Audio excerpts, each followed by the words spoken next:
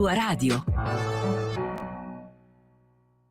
Con Francesco Borgonovo, Matt Carus e Massimo Salvati va ora in onda La Cittadella, la fortezza della libertà.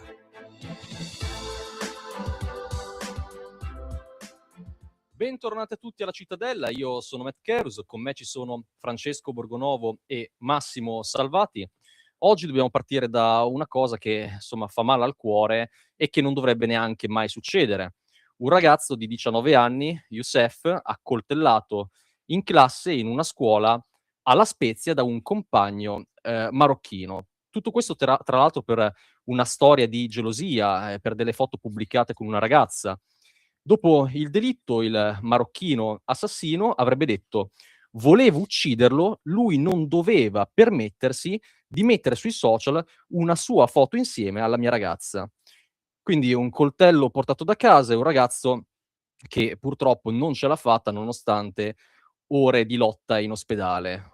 Una vita quindi spezzata veramente per niente, in un posto peraltro che dovrebbe essere l'esatto contrario della violenza, ovvero la scuola. Eppure questa storia non sembra un caso isolato, è il sintomo piuttosto di un degrado che stiamo vivendo anche fin troppo spesso. Lame in tasca tra i giovanissimi, risse, che finiscono spesso in tragedia, baby gang che si sentono onnipotenti con un'arma in mano. Il governo in tutto questo sta spingendo forte su un pacchetto sicurezza che potrebbe forse anche mettere un argine serio a questa storia, ovvero si parla di norme su coltelli e baby gang, misure che, sembra stiano arrivando ora, dopo anni in cui si è lasciato anche fin troppo correre. Allora ne parliamo oggi con calma, senza giri di parole, per cercare di entrare bene nel profondo della questione. Dunque do il benvenuto agli ospiti di oggi. Con noi Francesca Totolo, ricercatrice indipendente, reporter e scrittrice che collabora con Il Primato Nazionale, e Luca Venier, influencer. E quindi domando subito a Francesca, dopo quello che è successo a La Spezia, insomma, ti domandi, vi chiedete, tiro in ballo anche Luca, come, anche voi insomma se portare, da casa un coltello a scuola sia diventato ormai la normalità per certi ragazzi, oppure questo è solo un caso isolato. E poi, a seguire un'altra domanda: questo è un comportamento, in tal caso, legato strettamente ad una certa cultura di stranieri, oppure anche gli italiani girano armati? Francesca.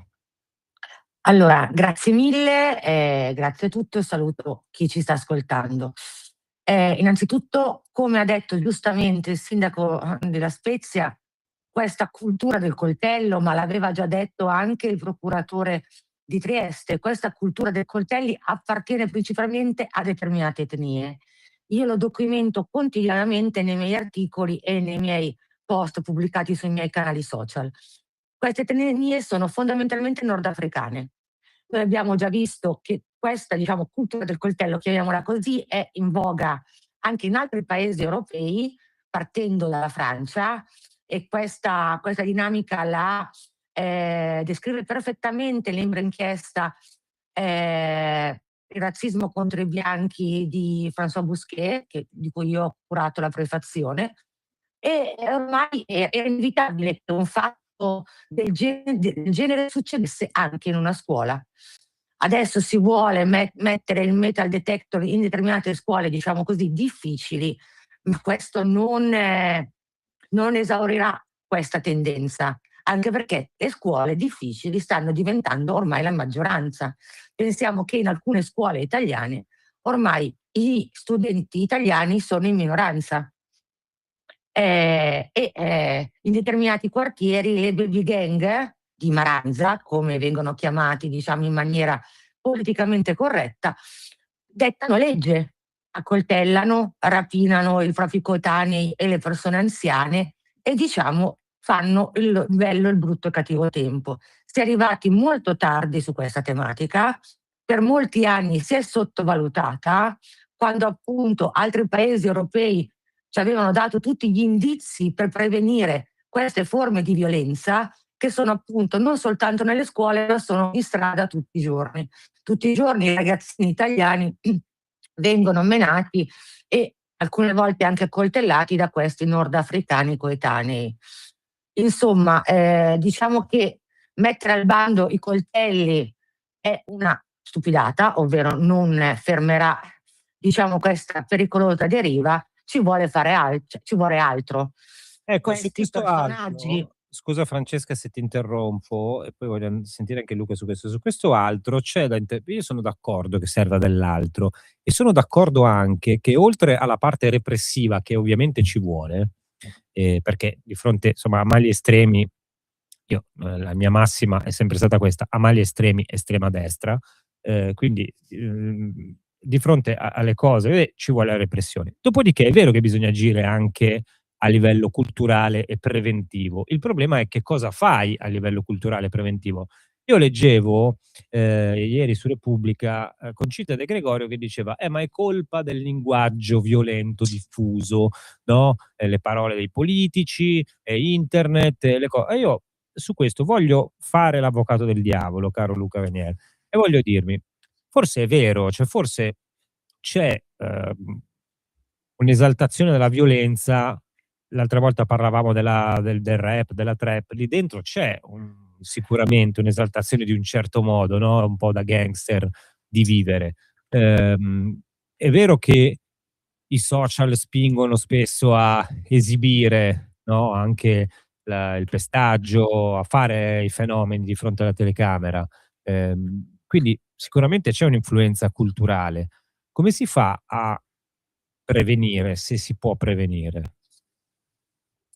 Sì, un saluto a tutti intanto, grazie ancora dell'invito. Per me appunto il discorso è un po' più ampio, proprio su quello che hai detto tu Massimo, su quello di cui stavamo discutendo poi nell'ultima puntata della Cittadella, ovvero della musica, della cultura che si sta andando a diffondere anche e non solo tra i giovani nordafricani, ma anche in quelli italiani, in una certa percentuale. Ora, io son d'accordo con Francesco che sia una cosa che faccia effettivamente riferimento a determinate etnie, e penso che dovremmo alzare lo standard da noi italiani, perché una civiltà sicura, noi italiani come poi in tutta Europa, ma anche in America, negli Stati Uniti, l'abbiamo sempre avuta e abbiamo dimostrato che si può avere. Quindi da quel punto di vista, okay la repressione, ma non dovremmo abbassare il nostro standard a pensare che una nuova regolamentazione potrà risolvere questo problema. Dal punto di vista culturale, io penso alle varie manifestazioni, come può essere in maniera molto triviale la musica trap o un certo linguaggio, un certo modo di fare che si sta diffondendo, ripeto, anche nei giovani italiani. E guardo un po' me stesso, perché comunque io ho 20 anni, mi ricordo anche 2, 3, 4 anni fa, quindi non tanto tempo fa, ero un normale 16 anni, 17enne che usciva con gli amici. C'era quella cultura, anzi io ero propriamente immerso in quella cultura, molte volte per scherzare sul mio Telegram o nei miei video dico che ero il Maranza ante litteram, no, quindi se dovete incolpare qualcuno sapete dove trovarlo. A Del parte gli declino scher dell'Occidente, diciamo. Spengler non ci Esatto. vuole bene.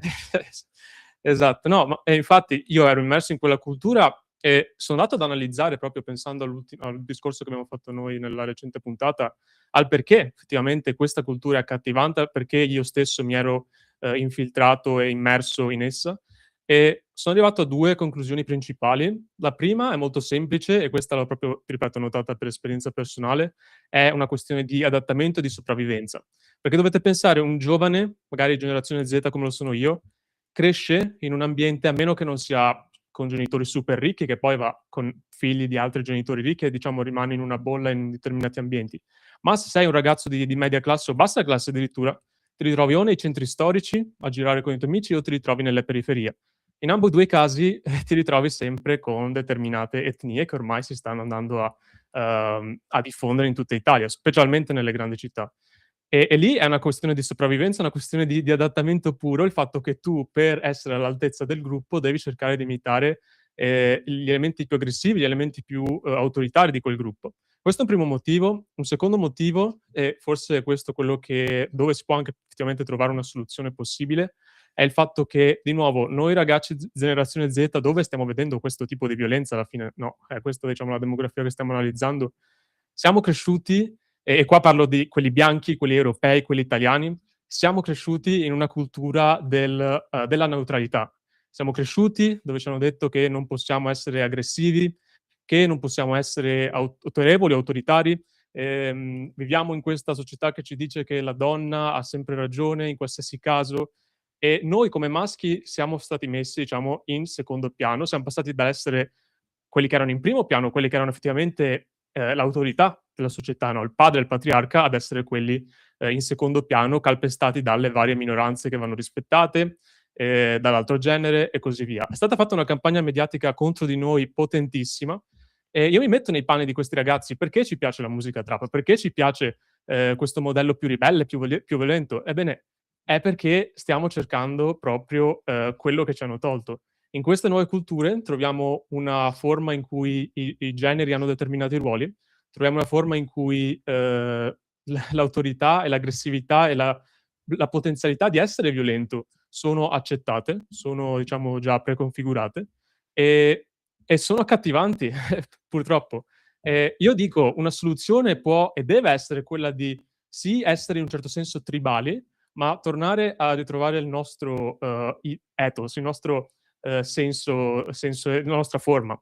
Noi siamo europei, siamo coloro che vengono dai cavalieri della steppa di Yamnaya, siamo i romani, siamo i greci, siamo gli imperi, i regni cristiani che hanno dominato il mondo, che sì, hanno colonizzato il mondo, hanno portato bellezza, verità, hanno portato il progresso scientifico, ed è da quello che deve venire lo spirito non apologetico di dire sì, sono un maschio italiano bianco europeo, Però potenzialmente posso essere pericoloso e aggressivo, ma lo faccio per il bene della mia civiltà, per il bene delle mie donne, per proteggere Hai i ragione su delle bambini. cose, però in questo atteggiamento stava la sua distruzione. Cioè noi abbiamo portato il progresso scientifico e ne siamo diventati schiavi, cioè la rivoluzione tecnologica per noi è stato di fatto un abbandoniamo l'uso del corpo, distacchiamoci dalla natura, adoriamo la scienza esatta e il regno della quantità, ci impigriamo, non sappiamo più difenderci, siamo imbelli totalmente.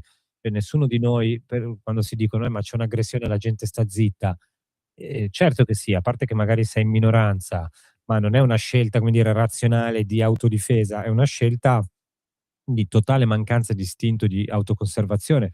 In qualche modo, sia a livello fisico che a livello culturale, l'istinto di autoconservazione che è naturale in ciascuno di noi è stato combattuto e abbattuto. Cioè anche l'autodifesa culturale, tu non puoi, lo diceva Lévi-Strauss, no, che di sicuro non era un fascista, se cioè se quando una cultura smette di ritenersi superiore alle altre è finita. No, altrimenti se non difendi tu la tua cultura, chi è che la difende?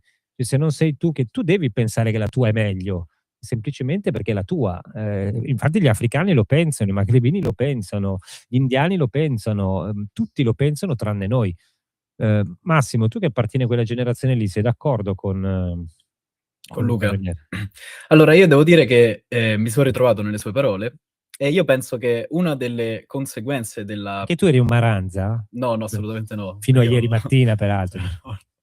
No, per niente. Questo no, sono stato sempre un po' in una bolla, diciamo, come dice Luca. Non perché io sia di chissà quale ricchezza o cose del genere, però ho sempre schifato determinati ambienti di periferia, ho sempre cercato comunque determinati ambienti un po' più elitari, quindi Sei un ho fatto un po' lo radical chic, in snob. pratica, stai dicendo No, questo. ma diciamo che io mi trovo con tutti, però cioè non è che ho antipatie o escludo persone Non da sono io che gruppi, sono razzista, assolutamente sono no. loro che fanno schifo, diciamo così. No, neanche quello. Cioè, a me il termine superiore poi non è che piace, infatti non mi sento superiore agli altri, però d'altro canto, se identifico determinati atteggiamenti che non si rifanno alla mia persona, cerco di allontanarmi da quel tipo di persone.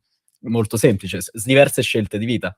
Quindi la Però tua io... sopravvivenza, al contrario di quella di Luca, dove lui si è dovuto immergere nella situazione, la tua è stata quella di allontanarti dall'ambiente, no? Sì, Poi potrei dirla così, potremmo metterla in questi termini. Poi ovviamente sono stato anche fortunato perché ho trovato altre persone che condividevano i miei stessi ideali, e quindi è stato più semplice fare questa scelta. Ovvio che il mondo è eterogeneo, di conseguenza non possiamo pensarla tutti allo stesso modo, né avere la stessa fortuna di incontrare determinate persone.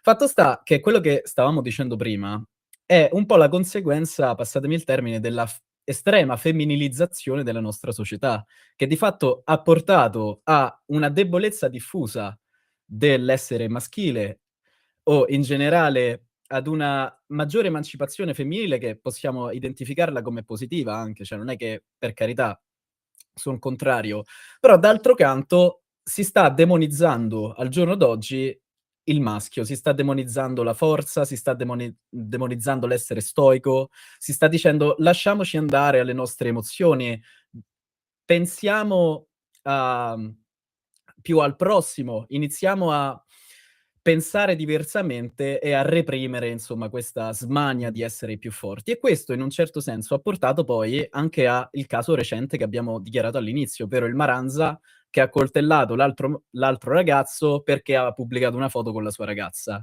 Qua io non ho visto nessuna femminista parlare di patriarcato. Di solito scendono in piazza per qualsiasi cosa, invece adesso stanno Adesso tutte sentiamo zitte. anche le donne, però posso provare, io sono d'accordo in parte con quello che dite, nel senso che io, credo una cosa: intanto la femminilizzazione non è a livello simbolico, non voglio farla troppo grossa, però, provo a dire, non è che siamo diventati delle femminucce, cioè prevale secondo me, Jung avrebbe detto l'archetipo femminile, no, materno, cioè è tutto materno. Tu stai nella bolla dello Stato che si preoccupa di te, di quante calorie mangi, dello zucchero, dei tuoi comportamenti, ti dice come parlare, ti dice come vestirti, ti dice come fare. Sei coccolato dall'inizio alla fine, sei tenuto chiuso come fa la mamma, no, nel ventre della balena. Guardate il Covid che è stato l'esplosione di questa roba qua, no, dell'ipermaterno, ti tengo per proteggerti chiuso in casa. È come la mamma che ti tiene la sua pancia. Però non è che questo poi abbia portato al dominio delle donne, No, anche no, perché no. intanto la forza, la virilità è una caratteristica che a livello spirituale, può esserci anche nel genere femminile. Esiste un tipo di forza femminile tradizionale peraltro, non è che le donne romane stavano come nell'America degli anni '50 a fare il bucato, cucinare. La donna romana stava in strada, gestiva gli affari, cioè, è anche c'è anche questa roba qui. E poi mi permetto, un'altra cosa, la grandezza dell'Europa, per me l'acme della civiltà europea è il mondo cavalleresco, ehm, diciamo citano, e di quei luoghi lì, no, lì dentro, c'era la forza, c'era la virilità, ma c'era anche l'attenzione enorme al più debole, perché altrimenti passa una cosa per cui un po' troppo nicciana, per cui, la morale dei deboli cristiani, no, ci ha infettato, allora siamo diventati, che è vero che il cristianesimo ha portato la compassione, ma è stato una grande cosa. Cioè noi dobbiamo amare il prossimo, che non è il prossimo tutti quanti, il prossimo è quello vicino a me. Attenzione, non in assoluto. E questa cosa qui, in realtà non c'è una totale disattenzione oggi per quello che ti è vicino. Cioè non c'è più la comunità che si prende cura delle persone, che le fa sentire parte. Anche questo a livello culturale era forte, no, Oggi però c'è anche una possiamo dire un'imposizione di tolleranza e di diversità e lo ma vediamo per solo esempio. ma solo verso certe categorie. Cioè quello che hanno tolto è, da un lato la compassione, perché tu devi competere in un mondo in cui il valore è il denaro, quindi tu competi sul mercato non per un valore gratuito. Cioè il cavaliere muore per la terra, per il re, per Gesù Cristo, cioè non per i 30 denari, capito? Cioè questa cosa qua. E questo è la perversione. Quello che domina, se vedi la trap, è vero come diceva Luca che ci sono dei valori, come dire, c'è una postura virile, ma è una caricatura. È una caricatura, cioè quelli lì che fanno, io non voglio quella mascolinità lì, cioè non voglio uno che chiama le donne, zoccole e che fa il fenomeno. Cioè noi l'abbiamo superata fortunatamente da secoli questa esibizione del maschio, capito? Cioè sei un tamarro, non sei un uomo, Per me è un uomo Ti fermo un attimo, Francesco, perché io son d'accordo anche con i vostri punti e quant'altro, però a me sì. poi manca anche un po' la pratica, no, cioè io sono anche pragmatico. Quindi Che abbiamo tipo un po' abbiamo che tipo di pratica, scusa?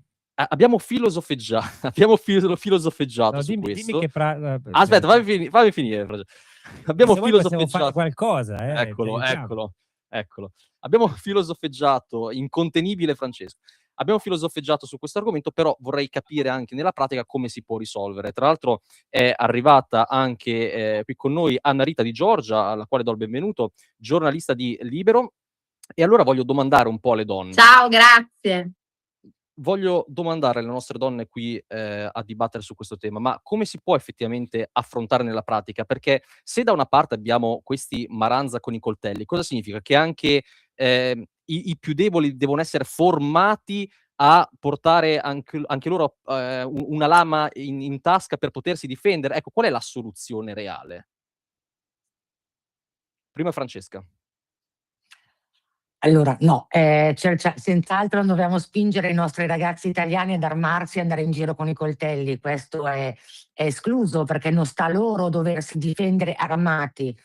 Senz'altro c'è un senso di denuncia nei ragazzi italiani. È vero, come diceva Luca, che una parte dei ragazzi italiani per omologarsi si stanno nordafricanizzando, come già succede da decenni in Francia, e quindi per darsi un tono, per fare il capobanda, diciamo che prendono usi e costumi di altre etnie, e anche questo non va bene.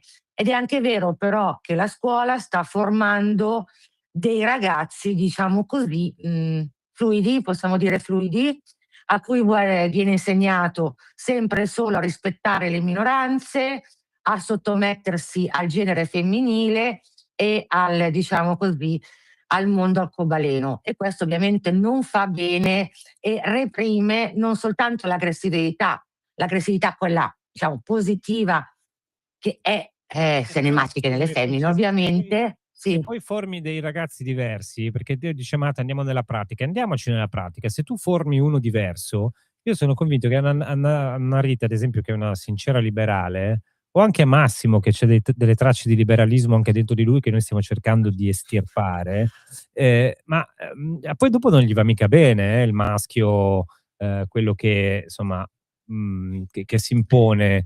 Cioè, e Ma anche non è lì così detto però, a quanta Francesco, libertà perché siamo disposti a rinunciare delle nostre, a quante comodità siamo disposti a rinunciare, perché è vero nella pratica, cioè per me la pratica si fa, per esempio, invece che 1000 corsi di educazione di sto cavolo, prendere i bambini e i ragazzini e una volta alla settimana se ne stanno una bella giornata fuori, in mezzo alla natura, nel bosco, a fare esperienze della realtà. Guardate che questo cambia da così a così la vita delle persone, così capiscono com'è il mondo reale, la fatica fisica e questa roba, molto banalmente. certamente sì, no, no, certamente sì, questo sarebbe una pratica perfetta, ma diciamo così, c'è un altro preoccupante fenomeno in Italia e in altri paesi europei che subiscono l'immigrazione di massa, ed è quello anche delle ragazzine autoctone che per cercare la verità, seppur sbagliata, vanno con i nordafricani. Spesso vediamo comunque delle gang di nordafricani accompagnate da ragazzine italiane, ed è questo un altro fenomeno preoccupante, perché per quanto comunque sia un modello sbagliato, senz'altro, però anche la donna, quella più giovane soprattutto, è attratta da un certo tipo, diciamo, di virilità, ribadisco, sbagliata in questo caso. Quindi bisogna ridiscutere i ruoli, ovvero bisogna tornare ai ruoli originari, a quelli che erano del patriarcato, il patriarcato che è stato mostrificato negli ultimi decenni dalle femministe. Non lo so se fosse così sbagliato, perché il patriarcato, che poi era sorretto sia dal padre che dalla madre, insegnava ai ragazzi di come muoversi nella società con rispetto, e alle ragazze la stessa cosa. E quindi forse bisognerebbe tornare a quel modello culturale che è stato mostrificato dal femminismo. Di tutte le cose politicamente scorrette che abbiamo detto oggi, mancava in effetti l'elogio del patriarcato, grazie di averlo fatto a Francesca Totolo, peraltro da parte di una donna. Io direi, Matt, che secondo me ci dobbiamo fermare un attimo e poi però ripartiamo con Anna Rita e le chiediamo, appoggiamo lì la domanda, ma rivogliamo questo benedetto patriarcato? Chiediamo a una donna liberale che ne pensa. Torniamo tra pochissimo, ci fermiamo un attimo. Avete ascoltato La Cittadella, una produzione Galt Media.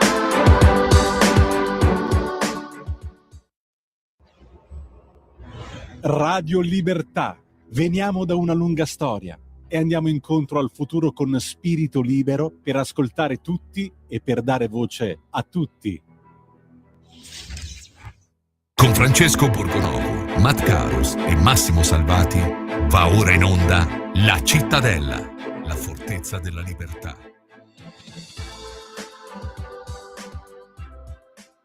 Rieccoci qui, La Cittadella, Matt Caros, Francesco Borgonovo, Massimo Salvati, Francesca Totolo, Anna Rita Di Giorgio e Luca Venier. Eravamo rimasti alla risposta di Anna Rita. Allora, ti faccio una domanda, Francesco. Tu che prima hai detto che sono lontani i tempi dell'uomo virile che impone la sua virilità, ma come ci siamo riusciti a superarlo? Togliendo Massimo Boldi dall'elenco dei tedofori? Cioè, stiamo veramente rinunciando alle nostre libertà di pensiero, di parola, di movimento, di azione, uomini e donne, perché dobbiamo rincorrere veramente questo politicamente corretto forzato? Cioè, non sono gli uomini, per dire, come diceva Massimo, non sono gli uomini che devono emulare Maranza, quindi iniziare ad utilizzare armi, ma le donne a doversi difendere sono in grado di farlo. Faccio un esempio, quelle ipotesi di legge che avevano fatto mesi fa e che per fortuna, grazie all'intervento anche di intellettuali e giornalisti anche di area di centrodestra, è stata bloccata ed era una proposta congiunta del governo di Meloni direttamente con Schlein, del consenso, no? Soprannominata del consenso, che dava, diciamo, non esisteva più, ecco, la presunzione di innocenza e che l'uomo era colpevole in quanto tale semplicemente perché uomo. L'uomo maschio bianco per quale motivo? Semplicemente perché bianco, e invece dava alla donna veramente la libertà di poter accusare qualunque uomo, dover poi costringere l'uomo a doversi difendere dove? All'interno di un rapporto sessuale. Cioè veramente stiamo togliendoci le nostre libertà per rincorrere questa presunzione della donna debole. Perché è questo. Allora, ora ci troviamo di fronte. Però io tiro fuori due cortocircuiti da quello che hai detto. Il primo è questo, la donna debole. Io non penso che la donna sia debole, penso che sia forte, abbia della forza, tradizionalmente l'ha avuta. C'è un po' di amazzone dentro tutte le donne e qualunque uomo lo sa, cioè anzi spesso l'ho anche subito, anche Matt che fa, però io ce lo vedo a prendere delle randellate sulla testa. E questo è verissimo. Detto questo, però, come dire, in una società con una divisione netta, questo ruolo è impiegato in altre direzioni che non sono esattamente quelle che le donne oggi, la maggioranza delle donne oggi ha voluto mostrare. Cioè, vi siete fatte tutte voi, no? Mentre noi eravamo lì a perdere un sacco di tempo nella competizione, a lavorare come dei pazzi, a perdere di vista l'educazione dei figli perché eravamo sempre fuori di casa e tutte queste cose qui, la donna hanno voluto seguire, l'hanno fatto volontariamente. Lo diceva Chesterton, guardate che finirà così, finirà che le donne andranno dietro questo mito di realizzarsi nel lavoro, che per carità, se una vuole, tutto il diritto di farlo, però poi ha delle conseguenze, no? Di tanto tipo. Cioè, voglio dire, se noi accettiamo il mondo in cui gli uomini sono di nuovo virili, poi per le donne, secondo me, cambia molto la situazione. Non so se siete disposti ad accettarlo. E la seconda è le nostre libertà. Io ho trovato grottesca tutta questa storia di Massimo Boldi, per chi non lo sapesse, Massimo Boldi era stato indicato insieme ad altri tipo 10.000 con un concorso online a fare il tedoforo alle Olimpiadi invernali. Ora, già tutto questo meccanismo di scelta mi lascia un po' perplesso, però vabbè. Dopodiché gli fanno un'intervista al Fatto Quotidiano e Massimo Boldi dice: il mio unico sport è la figa. Cioè così, proprio letteralmente.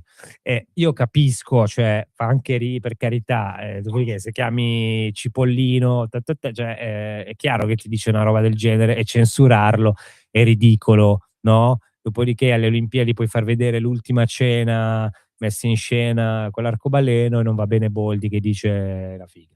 Ok, però posso dire, siamo anche meglio di così. Cioè, siamo anche meglio della battutaccia sulla figa, o no? Cioè, questo abbassa... Sì, Beh, ma lascialo decidere alle donne, Francesco. Lascialo decidere alle donne. Cioè, non è che tutte ci offendiamo se no, mi uno offendo dice io. fa la figa. Posso dirti, mi offendo io, ma a me delle donne non me ne frega niente. Cioè, no, mi interessa tantissimo della vostra opinione che io porto nel cuore, avete sempre... Però, detto questo, cioè, quello che a me dispiace è che c'è, per quanto mi facciano ridere, siano divertenti, io distingo la ricreazione e la cosa no, banale da la cosa alta. Detto questo, però, se c'è solo la figa, capisci? Un po' mi dà fastidio perché siamo meglio di così, possiamo fare di più, Hai possiamo dire la ragione. stessa cosa in altro modo, no? Allora Massimo Boldi Sì. fa Bello la benissimo. patata. Com'è? No, dico in un altro modo. Bello la patata. Sì, vabbè, io ragazzi, cioè, Vabbè, guarda, parafrasando. ve lo merita, vi meritate i Maranza, capito? No, Vi no. meritate, Io sono perché io lo d'accordo so con che te, voi siete Francesco. tutti qua con la cravatina e tutte le cose, poi dopo la figa, con le chele, capito? Siete Io Zoidberg, sono cioè, completamente d'accordo con siete te. così, lo so, perché poi il maschio abbandonato a se stesso dice lascia la libertà, ma io sono il primo, però la libertà te la devi anche guadagnare e meritare, cioè te la devi. Diciamoci la verità, facciamo oppe. La democrazia apporta in sé i germi di questa distruzione. Cioè, se c'è un'elite di gente formata con una cosa allora può fare quello che vuole. Se tu ti abbandoni sempre ai più bassi istinti, e poi è ovvio che finisce così. Ho finito la Filippica, finito la mia Filippica, evviva Massimo Boldi, evviva tutti quanti, però Vabbè, ma Sì, però questa... dobbiamo anche capire No, che io noi donne, almeno quelle sane, non è che ci offendiamo per una frase come quella di Boldi, anche perché sappiamo, avendo visto i film di Boldi, cioè, quello che lui dice, quello che lui fa. Quindi assolutamente chi se ne frega.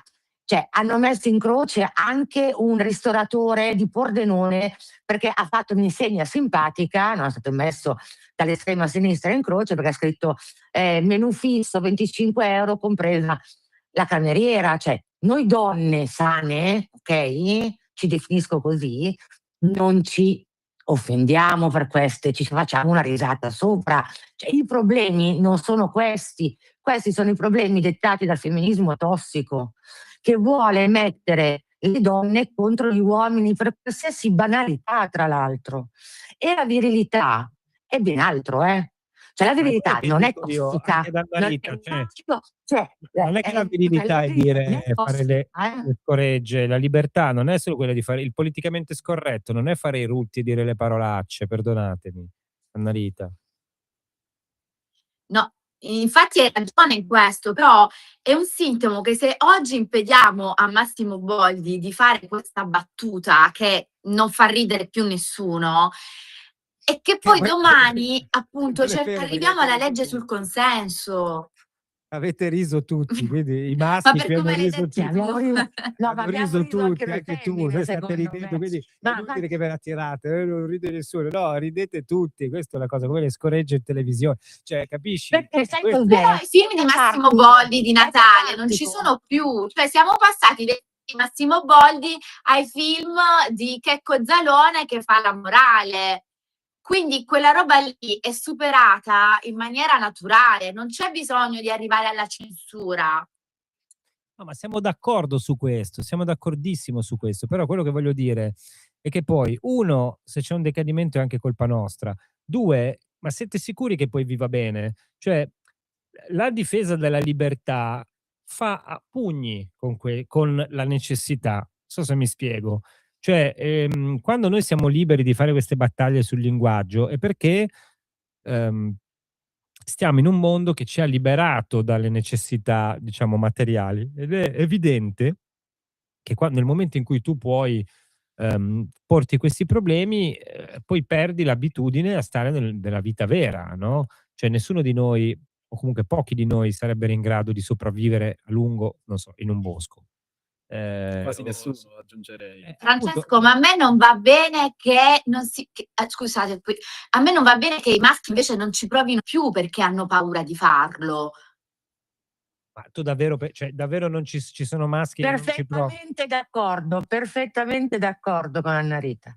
Ma io, Ormai sono spaventati i maschi, ovviamente in Sì. meno, però sì, Luca, Francesco. sondiamo i maschi qui. Beh, sono giovani loro, però Sondiamo i giovani maschi qui. Cioè, Luca Venier, tu sei spaventato, o comunque, se non vuoi parlare di te stesso, la tua generazione è spaventata dalle donne? Ma ripeto, no, io non sono spaventato di niente. Poi parlando della mia generazione, io credo, ripeto, sia un discorso di come siamo stati cresciuti, del tipo di ambiente in cui ci siamo ritrovati. Che sia una caricatura, quella alla Massimo Boldi o quella alla battutina, no, da soap opera boomer o quello che è, ok, siamo d'accordo, ma la viralità, la mascolinità e l'uomo occidentale, io direi l'uomo europeo, l'ethos dell'uomo europeo è tutta un'altra cosa. È quello che va effettivamente a ricercare la scienza, è quello che parte dal preconcetto che il mondo è creato, che il mondo è una creazione, così e noi come creazione stessa lo possiamo intellegere. Ci sono tutte queste infrastrutture che hanno fatto parte dell'uomo europeo, che forse lo possiamo un po' decodificare come colui che forse è più capace di un pensiero astratto, di un pensiero filosofico, mentre la donna europea è quella che è più la custode della società, no? Ha probabilmente il ruolo più importante di tutti, che è quello di procreare, no? E questa infatti è un'altra mancanza che vediamo nel mondo di oggi. È la custode della società, è appunto colei che cresce anche i figli, e penso che questi ruoli fossero perfettamente coniugati in quella che poi sono stati millenni di prosperità che ci hanno portato fino ad oggi a avere il lusso di discutere poi di banalità come può essere la battutina di Massimo Boldi, e penso che quelle necessità fisiche, no? Quelle necessità pragmatiche a cui accennava appunto Massimo, siano poi potremmo trovarci di nuovo in una posizione in cui dobbiamo pensare a quelle necessità. In quanto, ripeto, la battaglia più tribale, la battaglia diciamo etnica, man mano che appunto la coesione sociale delle città europee, delle nazioni europee va a erodersi, ed è una posizione in cui non ci dobbiamo ritrovare. Secondo me è adesso che bisogna dire al maschio bianco europeo: ehi, tu sei al potere, tu hai il comando, tu non devi chiedere scusa, non devi essere apologetico per l'innovazione, per il fatto che vuoi creare, per il fatto che vuoi importi in quelle che sono le tue nazioni, che erano le nazioni dei tuoi antenati per 4.000 anni, non certo di qualche altra etnia. E da lì si parte, perché se continuiamo sulla strada in cui siamo immessi adesso, una politica come quella della remigrazione, in confronto a quello che vedremo, sarà ce lo ricorderemo come una specie di tentativo umanitario filantropico, no? Io sono d'accordo con te, sono d'accordo, però vorrei chiedere ad Annarita e poi a Francesca se loro sono disposte a fare gli angeli del focolare e tutte le belle cose che ha elencato adesso Luca Venier. No, sì, ma vabbè, ovviamente la mia è una generalizzazione. Questo non vuol dire che no, in ma questo è paradigma ovvio. non ci possono essere delle È eccezioni. ovvio che stiamo generalizzando, con Sì, tutte le sì. eccezioni del caso, però io vorrei sentire dalla Rita Di Giorgio se questo quadro, saresti disponibile a fare No, assolutamente. Chiaramente no, chiaramente no.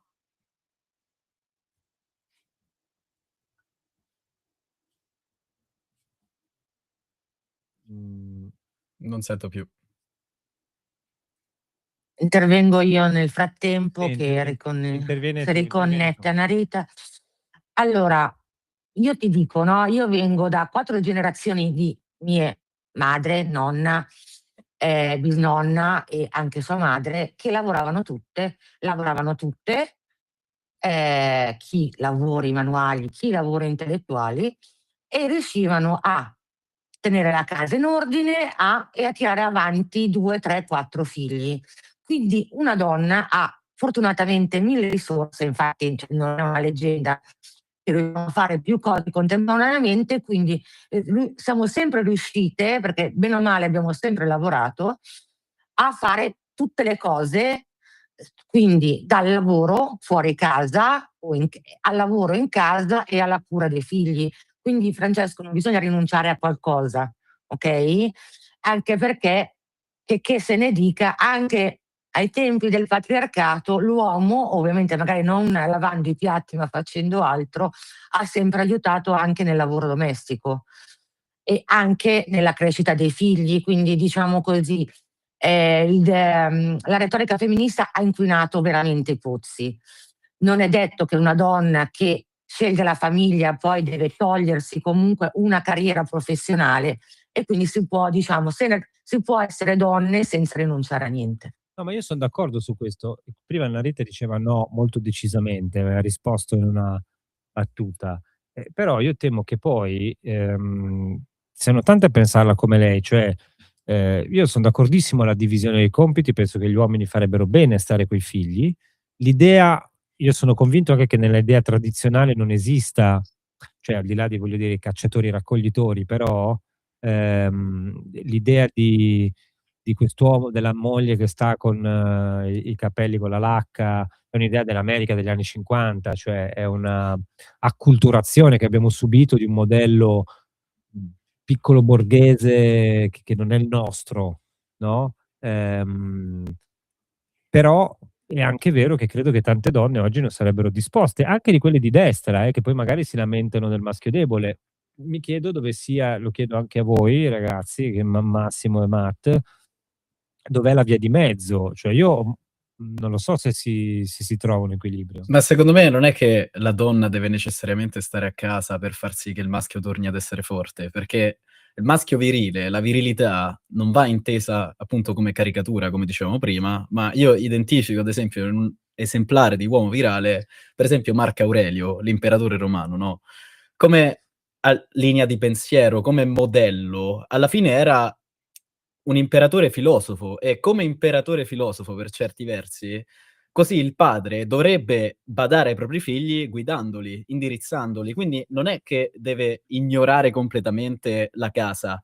No, assolutamente no. Deve badare ai propri figli, deve indirizzare i propri figli, trasmettergli dei valori culturali che poi fanno diventare quella persona un cittadino, possiamo dire modello, esemplare, chiamatelo come vi pare. E l'assenza dei padri oggi è anche una delle ragioni principali per il quale le persone poi vanno a delinquere. E lo vediamo negli Stati Uniti, dove la maggior parte delle famiglie senza padri purtroppo vede dei figli che prendono brutte strade, iniziano a delinquere, eccetera, eccetera. Quindi bisogna stare attenti quando si dice che insomma il patriarcato vuole, relegare le donne dentro casa. Cioè qua nessuno vuole che le donne siano dentro casa. Ovvio che però molto spesso io penso che se una donna sceglie la famiglia e allo stesso tempo vuole fare carriera, purtroppo c'è bisogno di compromessi, perché in un certo senso non si può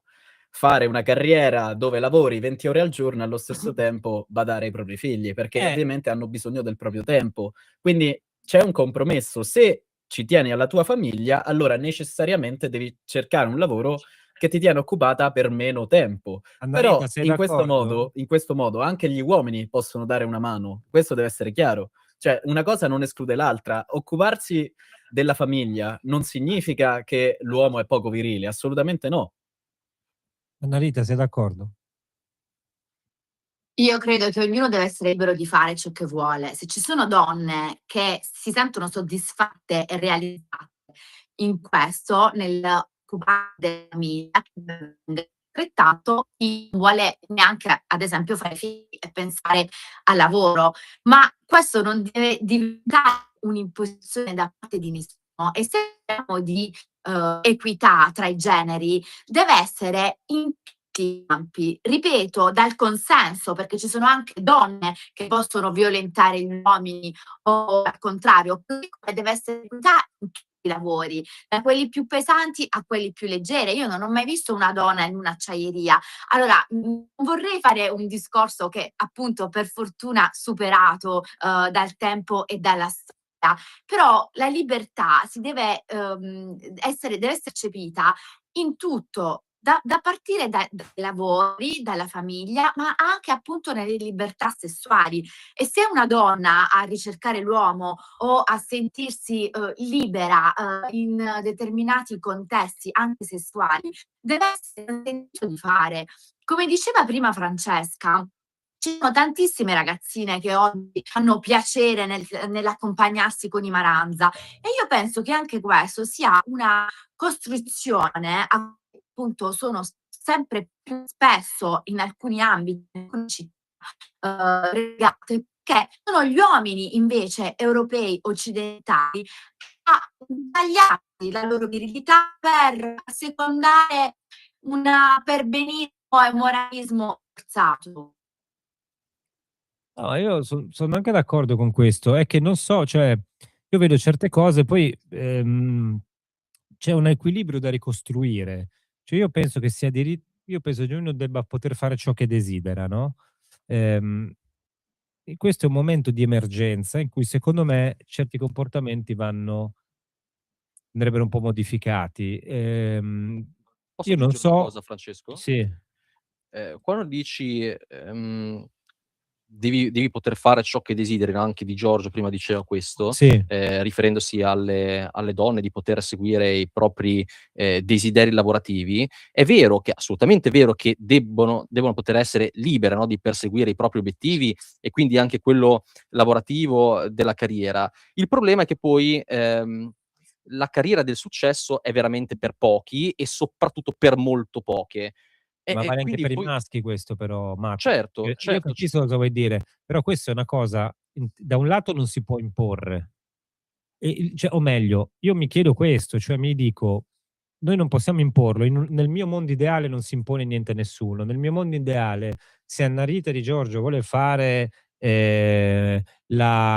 ardita con il coltello fra i denti e le bombe a mano, evviva, no, però il mio lo era più un faccia. invito a No, ma riflettere è su questo, a però lungo termine su quello che può effettivamente renderti davvero felice, no, perché spesso inseguiamo, dei desideri che, sono frutto di un obiettivo, no, più che vediamo più vicino a Ma hai noi. hai totalmente ragione, però tu non lo puoi imporre. Cioè tu No, puoi no, dire chiaro, ad certo, ovvio che Annarita: Guarda, se scusami Annarita se prendo", però le puoi dire: "Guarda, secondo me è meglio se invece di inseguire, il successo, vanitas vanitatum, cioè, il successo mondano, ti dedichi a qualcosa di più nobile." Son d'accordo. Il punto è, oggi questo discorso di libertà forse si può fare per una si poteva fare nella bolla occidentale in cui siamo tutti felici e contenti e ciascuno si può esprimere. Nella situazione odierna, dove la libertà di scegliere in realtà è limitata moltissimo dalle condizioni economiche, dalle condizioni di sicurezza, forse dobbiamo cambiare prospettiva. Non ho la risposta, me lo chiedo, cioè forse in questo momento bisogna che cambiamo modo di fare, e non so quanti sono disposti a cambiare modo di fare, perché poi tutti si lamentano, le donne si lamentano, i maschi si lamentano, tutti si lamentano, poi però, ragazzi, costa fatica. Cioè, essere pronti ci vuole del coraggio, ci vuole della fatica fisica, ci vuole della fatica di studio intellettuale, cioè non è che siamo tutti disposti, secondo me, come civiltà, a fare questo tipo di sacrifici. Cioè io immagino molte donne che magari dicono: "Eh sì, ci vorrebbero gli uomini", magari li senti lamentarsi, poi dopo appena arriva uno che le dice: "Senti, bisogna che tu faccia questo o quell'altro, che oggi stai a casa", magari si indispettisce un po', no, e quindi cioè non puoi se ogni cosa ha un lato in ombra e un lato in luce. Se vuoi il patriarcato ha delle cose buone e delle cose cattive. Se vuoi, il maschio rieducato, ti pigli il maschio rieducato, però, non il so la via di s me.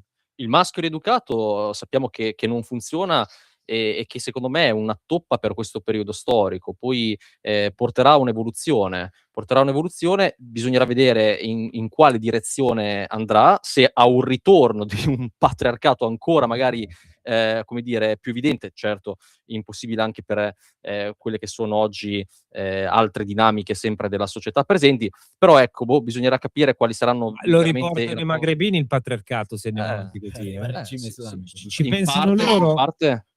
in parte è una Ma il risposta. patriarcato è il maschilismo che è diverso, quello non è patriarcato però. Sì, no, ma sono d'accordo, ma io spero che... Cioè, voi No, non- ma anche violenza pura, scusami, violenza pura, perché non lo fanno solo contro le donne, lo fanno anche contro gli uomini.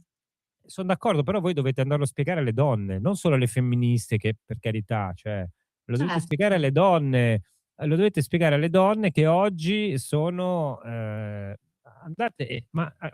ripeto, Annarita, quando ho detto prima, tu saresti disposta a cedere un po' della tua libertà per una cosa? La risposta è no. E allora, anche quanti uomini, Cioè, è qui il vero problema. Il punto è che quando arriviamo a questa situazione in cui tutti ci lamentiamo delle cose che vanno male, delle persone che non intervengono quando vedono una violenza, della scuola che non è autorevole, dall'autorità che manca, oh signora mia c'è problema in giro, ragazzi, ma l'estrema è estrema destra, ma poi l'estrema destra non è che piace a tutti, E allora tante domande, tanti punti di domanda, poi insomma risposte purtroppo è ancora poco, se non diciamo l'ultima Se non quella di incisiva Massimo Boldi, che vedo che oggi in tutte queste opinioni diverse ha messo d'accordo tutti, no? Mi pare. Insomma, a partire da Massimo, che adesso ha sentito le due nostre ospiti che l'hanno autorizzato. Voi non sapete perché non c'eravate, per una precedente puntata. Massimo ha detto che lui è solito seguire le ragazze. No, questo non l'ho mai detto. No, adesso rivendicalo, sei stato autorizzato. Se ti fermano puoi dire: me l'hanno detto Francesca Totolo e Annarita Di Giorgio che io potevo seguire le ragazze per strada. Non so se funziona, però magari sì, Guarda, allora, seguire per strada no, però i miei metodi di solito non vengono disprezzati. Dalle forze dell'ordine, diciamo. No, in generale. No, dalle forze dell'ordine per fortuna mai. Vabbè, l'importante, ognuno ha la sua idea di consenso, abbiamo capito anche dalle leggi in discussione. A chi ci segue, insomma, ecco, valutate se seguire questo modello Salvati oppure Faccio no. Fate un voi corso. liberi e responsabili. Come i guru. Il maschio salvatico, diceva Leonardo da Vinci, no? Il maschio salvatico. E questo qua. Vediamo, però è una discussione interessante. Secondo me Luca Venera è d'accordo con me che le donne non so quanto sarebbero disponibili a questa nuova versione del maschio. Diciamo che... Ho una vecchia. Sì, no, io rimango un po' della mia idea, insomma, che abbiamo fatto un cambio di paradigma drastico da ambo i lati e penso che il rapporto, non me ne voglia nessuno qua, potrà suonare controverso quel che volete, penso che il rapporto tra uomo e donna, specialmente in quella che è una relazione magari matrimoniale, può essere comparato in maniera analoga, attenzione, non univoca ma analoga, a quella tra un adulto e un bambino. Ora, l'adulto ha responsabilità sul bambino e ovviamente ha l'autorità su di esso allo stesso modo, mentre il bambino, non avendo responsabilità su magari quello che succede alla famiglia, non ha autorità sullo stesso. Allo stesso modo, secondo me, appunto si può fare una comparazione analoga e nel mondo di oggi si è lasciata l'autorità, anzi si è tolta l'autorità dall'uomo lasciandogli la responsabilità di tutti i suoi problemi, tant'è che molte femministe o magari sedicenti donne di destra dicono che appunto il problema è che non c'è più l'uomo, non c'è più la viralità e quindi siamo in questo punto, il problema sarebbe questo. Ma allo stesso tempo appunto vogliono l'uomo responsabile delle sue azioni senza dargli poi affidargli la propria autorità. Fermiamoci qui anche per non incorrere in sanzioni dell'autorità costituita, però ringrazio Luca Venier per la franchezza. Ci fermiamo, direi Matt, torniamo alla prossima. Ci fermiamo e ringraziamo i nostri ospiti e noi ci vediamo alla prossima puntata della Cittadella. Un saluto.